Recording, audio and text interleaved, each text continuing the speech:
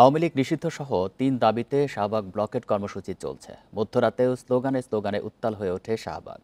নিষিদ্ধের প্রজ্ঞাপন ছাড়া ঘরে না ফেরার ঘোষণা দিয়েছেন এনসিপি সহ বিভিন্ন রাজনৈতিক ও সামাজিক সংগঠনের নেতারা। এছাড়াও বিকেল ৩টায় শাহবাগ সহ সারা দেশের বিভিন্ন পয়েন্টে গণজামায়াতের ডাক দেওয়া হয়েছে।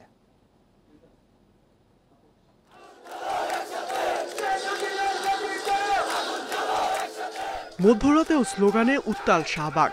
এনসিপি, ইনকিলাব মঞ্চ ও অন্যান্য সংগঠনের পাশাপাশি দেশের নানা প্রান্ত থেকে জড়ো হন ছাত্র জনতা। আওয়ামী লীগ নিষিদ্ধের দাবি প্রতিধ্বনিত হয় স্লোগানে।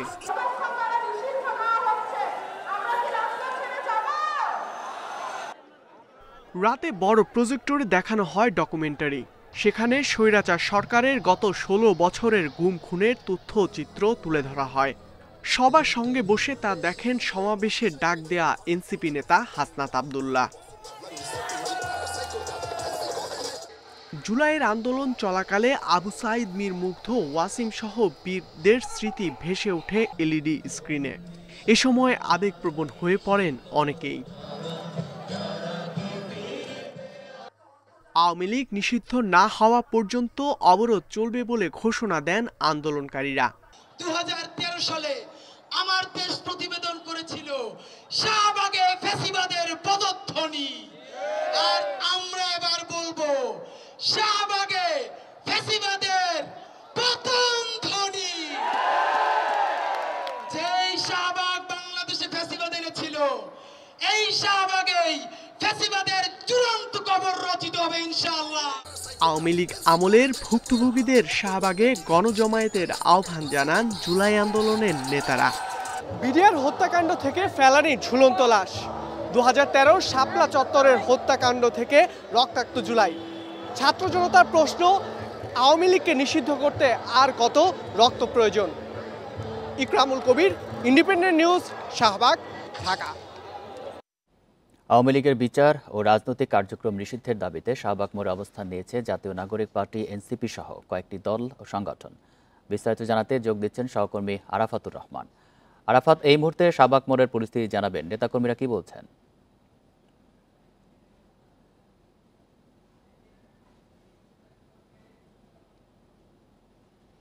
আমরা এই মুহূর্তে সংযোগটি স্থাপন করতে পারছি না। পরবর্তীতে সংযোগটি স্থাপন হলে আমরা আবারও ফিরে আসবো আরাফাতের কাছে। যাচ্ছি পরের খবরে। আওয়ামী লীগ নিষিদ্ধের দাবিতে বিভিন্ন জেলায় বিক্ষোভ মিছিল ও সমাবেশ হয়েছে। এ সময় গণহত্যায় জড়িতদের দ্রুত বিচারের দাবি জানান বিক্ষুব্ধরা। শুক্রবার বিকেলে চট্টগ্রামের ১৬ শহর থেকে মিছিল বের করে বৈষম্যবিরোধী ছাত্র আন্দোলনের শিক্ষার্থীরা। পরে সন্ধ্যার দিকে নগরীর ২ নম্বর গেইট এলাকায় সড়ক অবরোধ করে তারা। এ সময় আওয়ামী লীগ নিষিদ্ধ করার পাশাপাশি গণহত্যায় জড়িতদের দ্রুত বিচারের আওতায় আনার দাবি জানায় বিক্ষুব্ধরা। একই দাবিতে বরিশালের নথুল্লাবাদ এলাকায় ১.৫ ঘণ্টা মহাসড়ক অবরোধ করে শিক্ষার্থীরা। আওয়ামী লীগ নিষিদ্ধের দাবিতে সাভারের ইয়ামিন চত্বরে ঢাকা আরিচা মহাসড়ক ১ ঘণ্টা অবরোধ করেছে জাতীয় নাগরিক পার্টির নেতাকর্মীরা। এদিকে দুপুরে রাজশাহী, খুলনা, সিলেট, কুমিল্লা, দিনাজপুর ও কিশোরগঞ্জেও বিক্ষোভ মিছিল, অবস্থান কর্মসূচি পালন করেছে বিভিন্ন সংগঠন। আওয়ামী লীগ নিষিদ্ধের দাবিতে শাহবাগে অবস্থান নিয়েছে আন্দোলনকারীরা। সেখানে রয়েছেন আমাদের সহকর্মী আরাফাত রহমান। আমরা যাচ্ছি তার কাছে। আরাফাত, এই মুহূর্তে শাহবাগের পরিস্থিতি জানাবেন।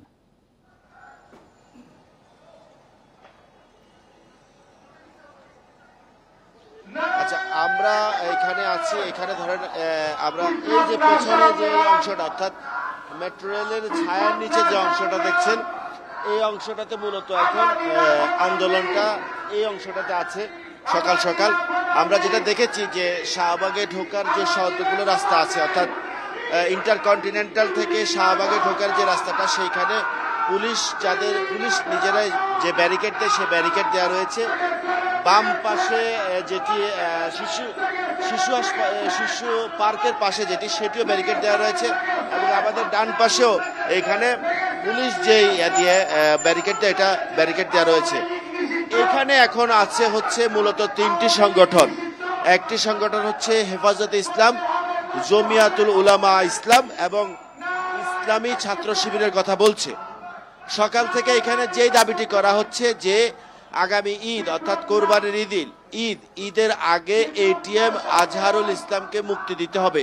আপনি জানেন যে মানবতা বিরোধী হত্যার অভিযোগে তার সাজা হয়েছে এবং আপিলের বিষয় রয়েছে। সেই দাবিটা এখানে দেওয়া হচ্ছে। একটু আগে এখানে স্লোগান করে সেইটি দেওয়া হয়েছে, অর্থাৎ আজহারুল ইসলামের যেই মুক্তি, ঈদের আগে মুক্তি দেওয়ার কথা বলা হচ্ছে এবং এর পরবর্তীতে যে স্লোগানে দেওয়া হচ্ছে যে আওয়ামী লীগ নিষিদ্ধের কথা বলা হচ্ছে। যে গতকালকেও যেই আন্দোলনটি হয়েছে সেই আন্দোলনের প্রেক্ষিতে এখানে মিছিলে স্লোগান দেওয়া হচ্ছে যে আওয়ামী লীগ মুক্তি, বিশেষ করে সাবেক রাষ্ট্রপতি আব্দুল হামিদের বিদেশে যাওয়া, এইসব বিষয় নিয়ে ওনাদের ক্ষোভ রয়েছে এবং ওনারা বিভিন্ন সময় স্লোগান দিচ্ছেন এবং বলছেন যে শেষ রক্তবিন্দু পর্যন্ত এখানে এই আওয়ামী লীগ নিষিদ্ধ হওয়া ছাড়া তারা এখান থেকে যাবেন না। এবং এই ব্লকেজ যারা আছে তারা বলছেন যে এটা শাহবাগ ব্লকেট নামে পরিচিত করছেন, এই শাহবাগ ব্লকেট চলবে এবং মোটামুটি এখানে স্লোগান আর স্লোগানে মুখর করে রাখা হয়েছে। তবে এই যে ব্লকেট রয়েছে শাহবাগ মোড়টা কোনোভাবেই পাস করা যাচ্ছে না, শুধুমাত্র অ্যাম্বুলেন্স এবং হচ্ছে রুগীবাহী যেসব ভ্যান বা সিএনজি রয়েছে সেগুলোকে ছেড়ে দেওয়া হচ্ছে। তারা বিভিন্ন সময় শাহবাগে হাসপাতাল, আপনি জানেন যে এখানে 3টি হাসপাতাল রয়েছে, এই 3টি হাসপাতালে আসলে রোগীরা যাচ্ছেন।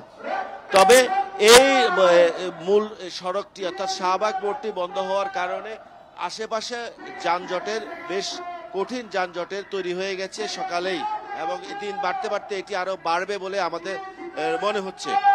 তবে সর্বশেষ এটা বলা যায় যে এখনো পর্যন্ত এখানে স্লোগান চলছে, নেতাকর্মীরা আসছেন এখানে এবং ইসলামী ছাত্র শিবির, হেফাজতে ইসলাম আর জমিয়তুল ইসলাম এই 3টি সংগঠন মোটামুটি এখান থেকে ঘোষণা দিচ্ছেন তারা এটিএম আজহারের মুক্তি এবং আওয়ামী লীগের নিষিদ্ধের দাবি তুলছেন। শাহবাগ থেকে জানাচ্ছেন সহকর্মী আরাফাতুর রহমান। চট্টগ্রামের সীতাকুণ্ডে জামাতের ডাকা প্রতিবাদ সভায় হামলা চালিয়েছে দুর্বৃত্তরা। এ সময় তাদের হামলায় আহত হয়েছে 12 জন। শুক্রবার বিকেলে উপজেলার জঙ্গল সলিমপুর এলাকায় এই ঘটনা ঘটে। স্থানীয়রা জানায় জামাত ইসলামী নেতা শহীদুল ইসলামের ওপর হামলার প্রতিবাদে ইউনিয়ন জামাতের উদ্যোগে প্রতিবাদ সভার আয়োজন হয়। বিকেলে সমাবেশস্থলে 20 থেকে 30 জন দুর্বৃত্ত দেশীয় অস্ত্র নিয়ে হামলা চালায়। এতে জামাত নেতা মোহাম্মদ আলী ও আব্দুল সালাম সহ 10 জন আহত হন। পরে তাদের উদ্ধার করে চট্টগ্রাম মেডিকেলে ভর্তি করা হয়।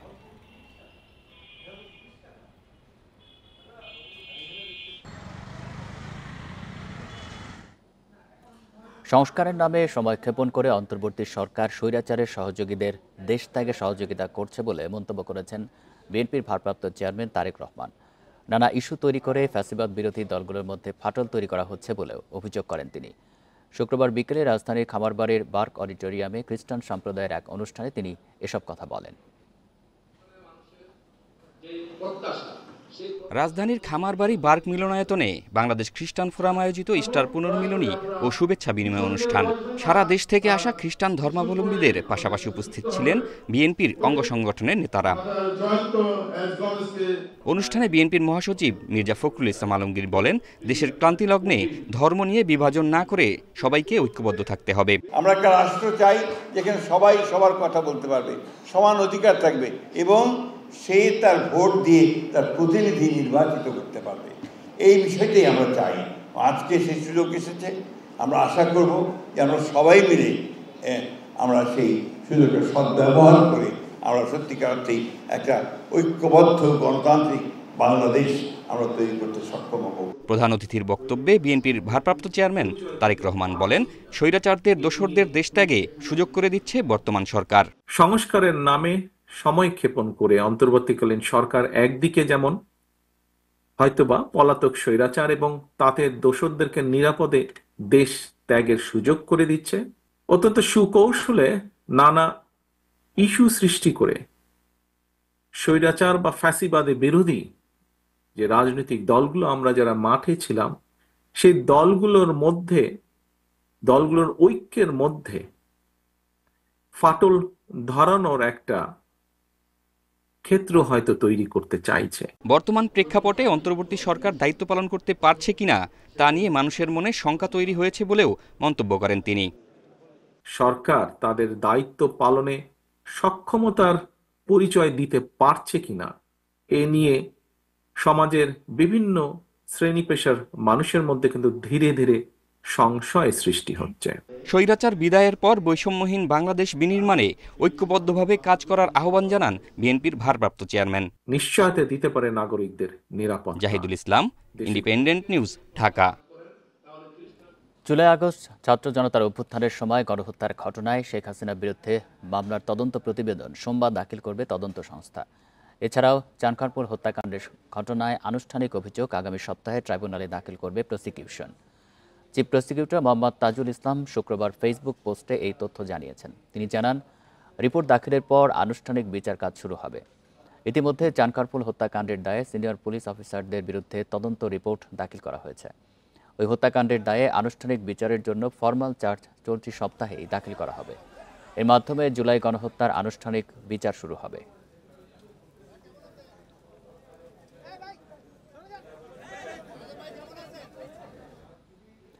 জুলাইয়ের ফ্যাসিবাদ বিরোধী চেতনাকে ধারণ করে আত্মপ্রকাশ করেছে নতুন রাজনৈতিক দল ইউনাইটেড পিপলস বাংলাদেশ। শুক্রবার কেন্দ্রীয় শহীদ মিনারে দলটি আত্মপ্রকাশ করে গণতন্ত্র পুনঃপ্রতিষ্ঠার দাবি জানায়। ৮২ সদস্যের কেন্দ্রীয় কমিটির আহ্বায়ক হিসেবে দায়িত্ব পেয়েছেন আলী আহসান জুনায়েদ এবং সদস্য সচিব হয়েছেন আরেফিন মোহাম্মদ হিজবুল্লাহ। দলের আহ্বায়ক কমিটি ঘোষণা করেন জুলাই অভ্যুত্থানে শহীদ ওসমান পাটোয়ারির বাবা। অনুষ্ঠানে উপস্থিত ছিলেন আরও কয়েকজন শহীদ পরিবারের সদস্য। দলটির আহ্বায়ক আলী আহসান জুনায়েদ বলেন, তাদের দল ফ্যাসিবাদ মুক্ত গণতান্ত্রিক বাংলাদেশ করতে চায়, যেখানে জনগণের ইচ্ছাই হবে শাসনের ভিত্তি।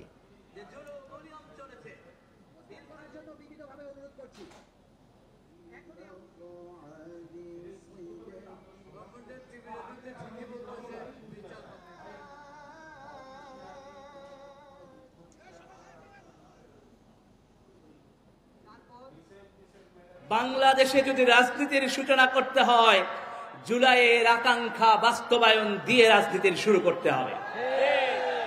একথা স্পষ্ট। জুলাইয়ের আকাঙ্ক্ষার বাস্তবায়ন বলতে আমরা জুলাইয়ের ঘোষণাপত্র চাই। রাজধানীর পশ্চিম শাওড়াপাড়ায় একটি বাসা থেকে 2 বোনের মরদেহ উদ্ধার করেছে পুলিশ। এর মধ্যে বড় বোন মরিয়ম সাবেক সরকারি কর্মকর্তা। ভারী ও ধারালো বস্তু দিয়ে আঘাত করে তাদের হত্যা করা হয় বলে জানা গেছে। ঘটনার তদন্তে আলামত সংগ্রহ করেছে ডিবি, সিআইডি ও পিবিআই। রাজধানীর পশ্চিম শাওড়াপাড়ার শামীম সরণির একটি বাড়িতে ভাড়া থাকতেন 60 বছর বয়সী মরিয়ম বেগম ও তার ছোট বোন 52 বছর বয়সী সুফিয়া বেগম। সঙ্গে থাকতেন মরিয়মের মেয়ে মিষ্টি। শুক্রবার রাত 8টার দিকে অফিস থেকে বাসায় ফিরে দেখতে পান মা ও খালার মরদেহ। পরে তার স্বজন ও এলাকাবাসীকে জানালে উপস্থিত হয় পুলিশ। এ সময় বরিশালে ছিলেন মরিয়মের স্বামী সাবেক বন কর্মকর্তা কাজী আলাউদ্দিন। রক্তাক্ত লাশ, রুমের মধ্যে একটা লাশ সুফিয়া বেগম, ওনার শালি, এবং ডাইনিং রুমে হলো ওনার ওয়াইফ মরিয়ম বেগমের লাশ, আর ওনার মেয়ে মিষ্টি বসে কাঁদছিল। তখন 7টা-8টার দিকে আর কি কল আসতে বাসায় যে এই মিষ্টি আপু আসছে, এই বাসায় এসে দেখতেছে দরজার তালা খুলে দেখতেছে যে এরকম পড়ে আছে। তো তারপরে আর কি সাথে সাথে এসে তারপর আমরা আর কি হ্যাঁ। বিআইডব্লিউটি এর প্রশাসনিক কর্মকর্তা মরিয়ম 2022 সালে অবসরে যান। এ ঘটনায় হতভম্ব দীর্ঘদিনের সহকর্মী ও প্রতিবেশীরা। কিছু দেখতে দেয় না। আমার সাথে চাকরি করতো, আমরা একসাথে চাকরি করতাম পাশাপাশি টেবিলে। তো এখন শোনার পরে খারাপ লাগছে। আইন শৃঙ্খলার লোকজন সব হইলো মেয়েটাকে নিয়ে সব তথ্য নিচ্ছে, আমাদেরকে কাছে যেতে দেয়নি। আমরা হইলো ওনার আরেকটা বোন আছে, বোন জামাই আত্মীয় স্বজন কয়েকজন আছে, ওদের সাথে কথা বলে আমরা চলে আসছি। ঘটনাস্থল থেকে আলামত সংগ্রহ করেছে সিআইডি, ডিবি ও পিবিআই। জিজ্ঞাসাবাদের জন্য আটক করা হয় ভবনের নিরাপত্তা কর্মী ও তার স্ত্রীকে। কোনো গ্রিল কাটা নাই বা কোনো পিছন দিয়ে ঢোকার কোনো অবস্থা ছিল না। আমরা প্রতিটা চেক করেছি। আমরা প্রাথমিকভাবে বিভিন্ন দিক মাথায় রেখে কাজ করতেছি। কারণে আসলো বা ঘরে কোনো জিনিস খোয়া যায় না, ল্যাপটপ, কানের দুল, হাতের বালা সব ঠিক ছিল। আমরা বিভিন্ন দিক মাথায় রেখে কাজ করতেছি। কয়েকটা বিষয় আমাদের 2-3টে ফুটেজ আমরা শর্ট লিস্টে নিয়ে আসছি। আমরা দেখি, আমরা চেষ্টা করতেছি। ময়না তদন্তের জন্য নিহতদের মরদেহ সোহরাওয়ার্দী মেডিকেলে নেওয়া হয়। ইকরামুল কবির, ইন্ডিপেন্ডেন্ট নিউজ, ঢাকা। মহাখালী জনস্বাস্থ্য ইনস্টিটিউটের স্টাফ কোয়ার্টারের পাশে অবৈধ টিনের ঘর থেকে মাসে আদায় প্রায় 25 লাখ টাকা। উচ্ছেদের ভয় দেখিয়ে যা থেকে 8 লাখ টাকা নেয়ার অভিযোগ পরিচালক মমিনুর রহমানের বিরুদ্ধে। তাকে মোট 50 লাখ টাকা তুলে দিতে কল্যাণ সমিতির কোষাধ্যক্ষকে চাপ দেন সাধারণ সম্পাদকও। এ বিষয়ে স্বাস্থ্য মন্ত্রণালয় ও অধিদপ্তরে অভিযোগ জমা পড়েছে। মহাখালীতে ৪৭ একর জমিতে ১৯৫৩ সালে প্রতিষ্ঠিত হয় জনস্বাস্থ্য ইনস্টিটিউট। কর্মকর্তা কর্মচারীর জন্য কোয়ার্টার বরাদ্দ হয় শুরু থেকেই। ১৫৮টি কোয়ার্টারের বাইরে খালি জায়গায় টিনের ঘর তৈরি করে ভাড়া আদায় করছে কিছু কর্মচারী ও দখলদার। ৫৫০'র মতো ঘর থেকে মাসে আদায় প্রায় ২৫ লাখ টাকা। জনস্বাস্থ্যের নতুন পরিচালক ডাক্তার মমিনুর রহমান যোগদানের পর ১৩ জানুয়ারি অবৈধ স্থাপনা উচ্ছেদে ৭ দিন সময় বেঁধে নোটিশ দেন। সপ্তাহ না যেতেই চাপ দেন টাকার জন্য। ড্রাইভার, অফিস সহায়ক, টেকনিশিয়ান সহ অবৈধ সুবিধাভোগীরা মিলে ৮ লাখ টাকা সংগ্রহ করে জমা দেন পরিচালকের দপ্তরে। কেউ ২০,০০০, কেউ ১০,০০০, কেউ ৫,০০০, এইভাবে টাকা দিয়ে দিয়ে মোটামুটি একটা অ্যামাউন্ট জোগাড় করে দপ্তর সম্পাদক কল্যাণ সমিতির ফারুক খানের কাছে টাকাটা রক্ষিত ছিল। ওখান থেকে ফারুক খান এবং ইফতেখার সাহেব পরিচালক মহোদয়কে টাকাটা তারা বুঝিয়ে দেন। কাঁচা ঘর ভেঙে দিলে তো কিছু করার নাই, হ্যাঁ, এটা যেহেতু নিয়ম আছে কাঁচা ঘর রাখা যাবে না, কিন্তু টাকা দিব কেন? ৬ এপ্রিল পরিচালক মমিনুর রহমানের দপ্তরে কোষাধ্যক্ষ শফিকুল ইসলামকে ডেকে ৫০ লাখ টাকা তুলে দিতে বলেন। আগে থেকেই সেখানে ছিলেন সাধারণ সম্পাদক ডাক্তার ইফতেখার আহমেদ ও দপ্তর সম্পাদক ফারুক খান। আমাকে ডেকে উনি চেক রেডি করতে বলে এবং বলে এই বিষয়টা যাতে কেউ না জানে। আর ডাক্তার ইফতেখার আহমেদ তসলিম স্যার বলেন যে আমরা ৩ জন একদিকে, আপনি এখন কি করবেন? এরপর দিনই ইস্তফা দেন কোষাধ্যক্ষ। বিষয়টি জানাজানি হলে তাকে ফোন করে বিষয়টি এখানেই শেষ করতে বলেন দপ্তর সম্পাদক ফারুক খান। ব্যাপারটা না বলাই দরকার ছিল। পুরা আইপিএস মহল্লা জানে যে তোর কাছে টাকা চাইছে, তোর মুখ দিয়ে না আসলে তাও ৫০ লাখ, যদি একজনের মুখে ২ লাখ চায়, 5 লাখ চায়, 10 লাখ চায়, সেটা হইতো, সেটা বলতো, সেটা যে একজন নির্দিষ্ট না সত্যি কইছে, সত্যি সব জায়গায় বলা যায় না দোস্ত। অভিযোগ নিয়ে ভিন্ন তথ্য মিলেছে ইনস্টিটিউট পরিচালক ও কল্যাণ সমিতির সাধারণ সম্পাদকের বক্তব্যে। এই বিষয়টা সঠিক না, কারণ হচ্ছে যে ওই বিষয়ে আমরা কোনো আলাপ আলোচনা করিনি বা ওই ধরনের কিছু আমি জানাও নেই। আমরা মূলত কাজ করেছি এফডিআর নিয়ে।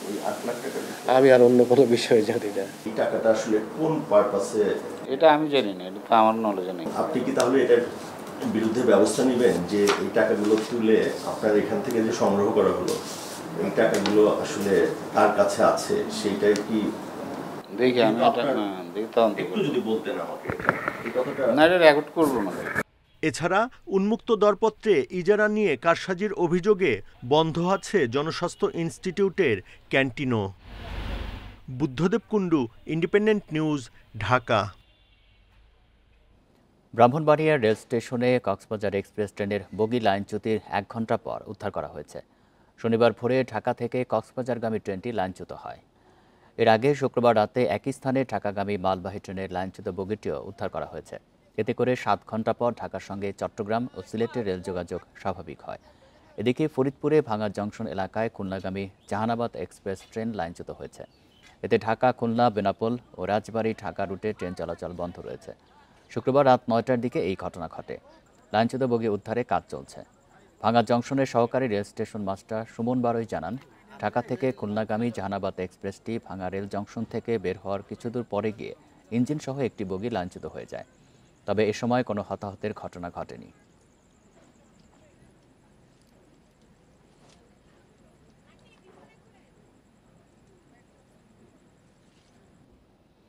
সুন্দরবনের সাতক্ষীরা রেঞ্জের মান্দারবাড়িয়া এলাকা দিয়ে ৬২ ভারতীয় নাগরিককে বাংলাদেশে পুশ ইন করেছে বিএসএফ। শুক্রবার বিকেলে বঙ্গোপসাগর এলাকার নদীপথ দিয়ে তাদের পুশ ইন করা হয়। সাতক্ষীরা রেঞ্জের সহকারী বন সংরক্ষক মশিউর রহমান জানান, পশ্চিম সুন্দরবনের সাতক্ষীরা রেঞ্জের মান্দারবাড়িয়া এলাকায় নৌকায় করে ৬২ ভারতীয় নাগরিক বাংলাদেশে প্রবেশ করে।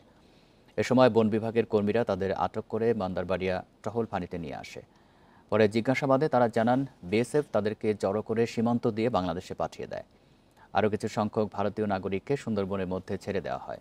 আটককৃতদের বিজিবির কাছে হস্তান্তর করা হবে। তবে এ বিষয়ে ক্যামেরায় কথা বলেননি কোনো বন কর্মকর্তা।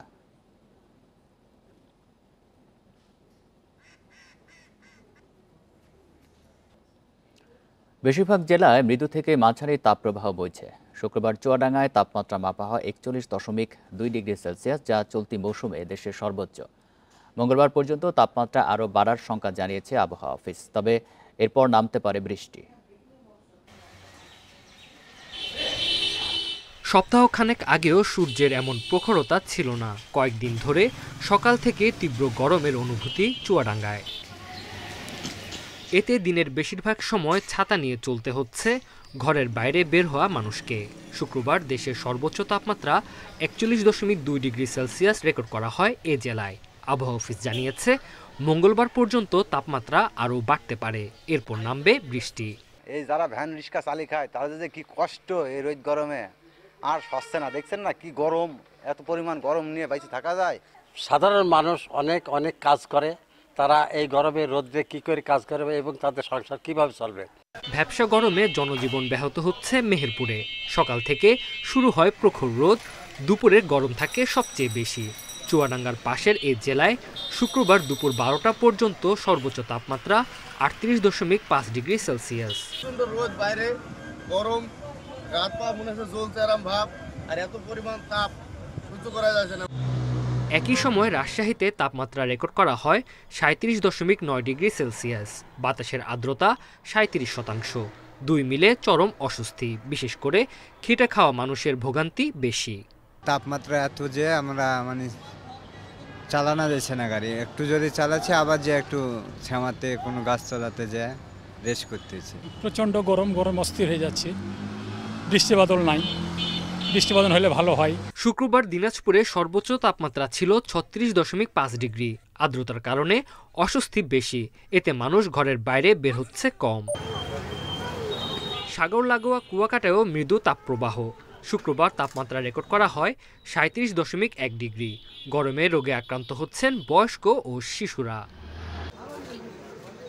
Tanzil Hasnat, independent news. এ বিষয়ে আরও জানাতে মেহেরপুর থেকে যুক্ত হচ্ছেন সহকর্মী রাজিবুল হক সুমন। সুমন, মেহেরপুরে আজকের তাপমাত্রা কেমন জানাবেন, আর এই গরমে সাধারণ মানুষের জীবনে কতটা প্রভাব পড়েছে, বিশেষ করে হাসপাতালগুলোর পরিস্থিতি জানাবেন, রোগী বেড়েছে কিনা?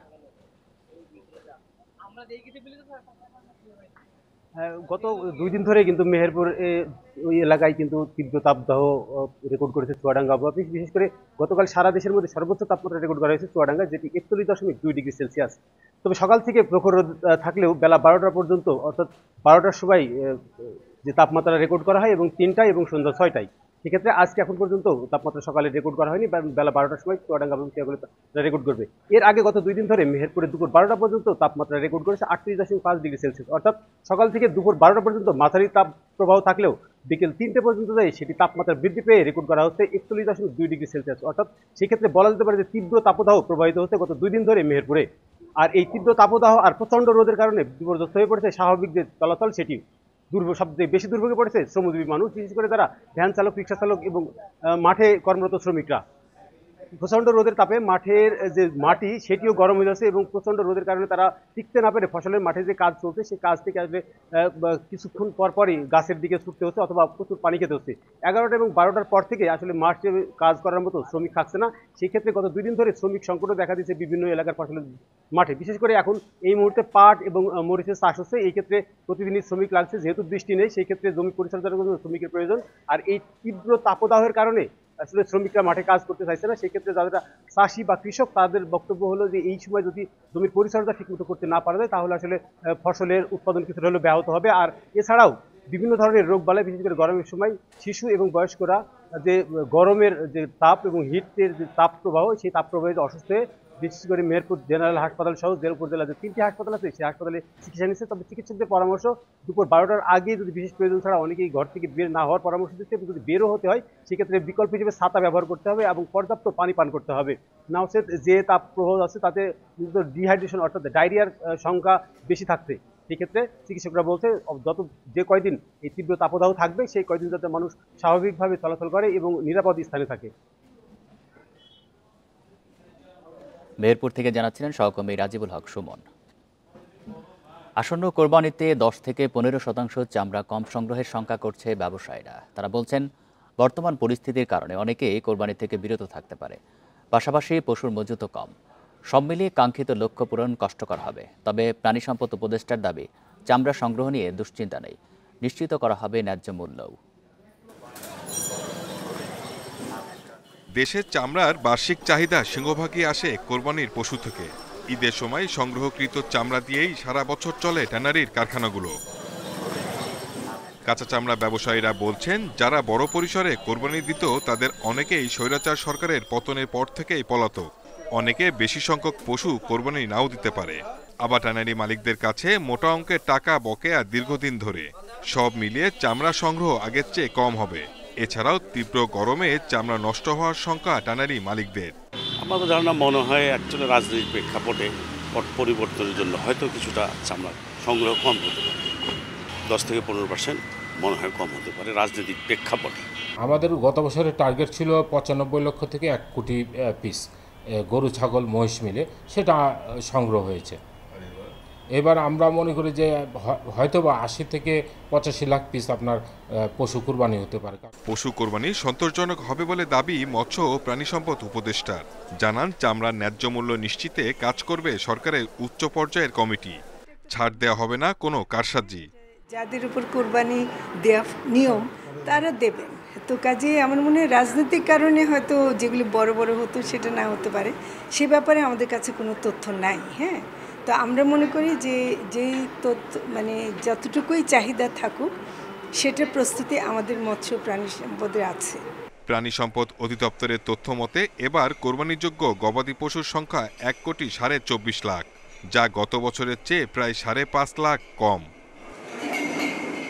Shahid Ahmed, independent news, Dhaka. আবারও প্রাচীন সভ্যতা নিদর্শন মিলেছে কুমিল্লার লালমাই পাহাড়ে। সদর দক্ষিণ উপজেলার বালাগাজীর মুড়া এলাকায় প্রত্নতত্ত্ব অধিদপ্তরের খননে উঠে এসেছে বহু প্রাচীন স্থাপনার নিদর্শন। ধারণা করা হচ্ছে স্থাপনাটি 7ম শতাব্দীর পরের। কুমিল্লার সদর দক্ষিণ উপজেলার ধর্মপুর গ্রামের চারাবাড়ি এলাকায় মাটি খননের সময় এই পুরাকীর্তির খোঁজ পান স্থানীয় এক ব্যক্তি। খবর পেয়ে খনন শুরু করে প্রত্নতত্ত্ব অধিদপ্তর। প্রাথমিকভাবে একটি প্রাচীন দেয়ালের অংশবিশেষ উন্মোচিত হয়েছে।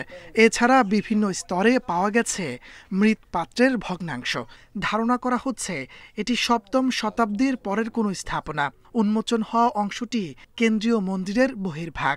স্ট্রাকচারের অংশবিশেষ পেয়েছি যেটা প্রায় 2 মিটার চওড়া। সেটাকে হয়তোবা আমরা অনুমান করছি হয়তোবা এটা কোনো প্রাচীন স্থাপনা বা কোনো বৌদ্ধ মন্দিরের একটা গর্ভগৃহ হতে পারে। 7 সদস্যের এই খনন দল বালাগাজীর মোড়ার ইতিহাস উন্মোচনে কাজ করছে। এপ্রিলে শুরু হওয়া এই কাজ চলবে জুন পর্যন্ত। ফ্লোর লেভেল এটা আমরা আজকে পেয়েছি, এটারও একটা আলাদা কন্টেক্সট নাম্বার পড়বে। এভাবে আমরা প্রত্যেকটা বৈশিষ্ট্য অনুসারে এক একটার কন্টেক্সট নাম্বার দেই। এই অঞ্চলের ইতিহাস ঐতিহ্য গবেষণায় একাধিক দল কাজ করছে জানালেন জেলা প্রশাসক। এটা প্রত্নতত্ত্ব অধিদপ্তর স্পেশালাইজড একটা দপ্তর, তারা এটা নিয়ে কাজ করছে এবং আমরা চাইবো যে সবগুলো যে নিদর্শন আমরা পেয়েছি এগুলো সমন্বিতভাবে এটার জন্য সংরক্ষণ করা হয় এবং এগুলো নিয়ে আমরা কাজ করছি এবং সংস্কৃতি বিষয় মন্ত্রণালয়ের সাথে আমাদের যোগাযোগ রয়েছে। প্রত্নতত্ত্ববিদরা মনে করছেন শালবন বিহার, আনন্দ বিহার বা রূপবান মুরার মতো আরও একটি গুরুত্বপূর্ণ প্রত্নতাত্ত্বিক নিদর্শন উন্মোচিত হতে পারে সেখানে। Independent news. দেশের 32টি স্থানে এবছর পরিযায়ী পাখি এসেছে প্রায় 1.5 লাখ। তবে টাঙ্গুয়ার হাওরে আশঙ্কাজনক হারে পাখি কমেছে। সেখানে প্রতি বছর প্রায় 1.5 লাখের বেশি পাখি আসলেও এবছর এসেছে মাত্র 22,000। গবেষকেরা বলছেন 3 দশকের মধ্যে সবচেয়ে কম পরিযায়ী পাখি এসেছে এবার। জলাভূমিতে অতিরিক্ত গোচারণ, হাঁস চাষ ও মাছ শিকারকে এর কারণ বলছেন গবেষকেরা। দেশের সবচেয়ে বেশি পরিযায়ী পাখি সমাবেশ দেখা যায় সুনামগঞ্জের টাঙ্গুয়ার হাওরে। পিয়ং, লালমাথা পুঁতিহাঁস, পাতিকুট পাখি, বৈকাল তিলি ও ফুলুরি হাঁসই বেশি আসে এখানে। এবছর টাঙ্গুয়ার হাওরে এসেছে 22,500 পরিযায়ী পাখি, অথচ আগের বছরও ছিল প্রায় 1.5 লাখ। প্রতি বছর দেশের 32টি স্থানে পাখি গণনা হয়। এর মধ্যে রয়েছে হাকালুকি, পাইকারবিল, উপকূলীয় এলাকা, দমারচর, সোনাদিয়া, ভোলা ও সুন্দরবন। গবেষকেরা বলছেন জলচর এই পাখির আশ্রয় ও খাবারের এলাকায় বেড়েছে নানামুখী সংকট। 1992 সালের পর থেকে এই বছর সবচেয়ে কম পাখি আমরা পেয়েছি। চায়না দুয়ারি জাল এবং অন্যান্য জালের ব্যবহার এত বেশি হয়েছে এবং হাওরে অনেক ফিশারম্যান ছিল, এই ধরনের একটা ডিস্টারবেন্স গোচারণ ভূমিটা হয়েছে টাঙ্গুয়ার হাওরে, এটাও অনেক বড় আমাদের ক্ষতির কারণ। জলাভূমি নির্ভর প্রাণী রক্ষায় রাজশাহীতে 2টি উপজেলায় 2টি বিল সংরক্ষিত ঘোষণা করেছে সরকার। গোদাগাড়ির বিলভালা এবং তানোরের বিলজুয়ানার জলাভূমি পরিযায়ী পাখি ও বন্যপ্রাণীদের জন্য সংরক্ষিত। প্রতিটি জলাভূমি এই মুহূর্তে সংকটাপন্ন অবস্থায় আছে, যেগুলো প্রাকৃতিক জলাভূমি। এই জলাভূমিগুলোকে এখন সংরক্ষণের জন্য সরকারিভাবে তো পদক্ষেপ নিতেই হবে, পাশাপাশি স্থানীয় জনগণকেও সেখানে সম্পৃক্ত করতে হবে এবং তাদেরকে বোঝাতে হবে পাখি সংরক্ষণ কতটা গুরুত্বপূর্ণ।